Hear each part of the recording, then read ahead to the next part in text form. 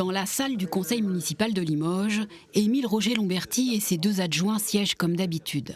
Ils ne laissent rien paraître de la plainte pour harcèlement moral déposée contre eux par deux agents de la communauté urbaine.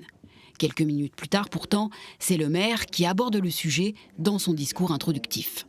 Et mes chers collègues, comme je viens de vous le dire, nous demanderons en temps et en heure, si jamais cela devient nécessaire, la protection fonctionnelle. C'est pour ça que j'ai retiré ce soir la délibération numéro 3.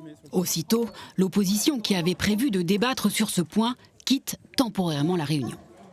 Je trouve que c'est quand même incroyable qu'on en arrive à ces conditions-là, de ne pas pouvoir s'exprimer et de ne pas pouvoir soutenir les agents, les hommes et les femmes du service public dont le travail quotidien est pour nous primordial. Les élus de gauche annoncent qu'ils vont saisir la commission éthique et transparence. Ils dénoncent un déni de démocratie. Mais pour le maire, il n'en est rien.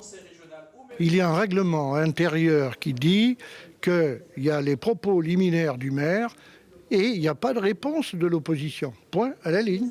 Privé de son débat, l'opposition évoque alors un mail interne à la mairie qui met en cause le président de la métropole.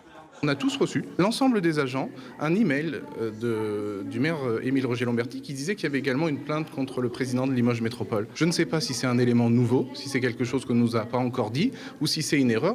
Guillaume Guérin quitte à son tour le conseil municipal pour répondre. Non, je ne suis pas visé par une plainte, pas plus que l'agglomération de Limoges. Et j'appelle surtout l'opposition à faire preuve d'un peu plus de retenue parce que, vous savez, les procès à la Robespierre, ça n'a jamais été mon truc.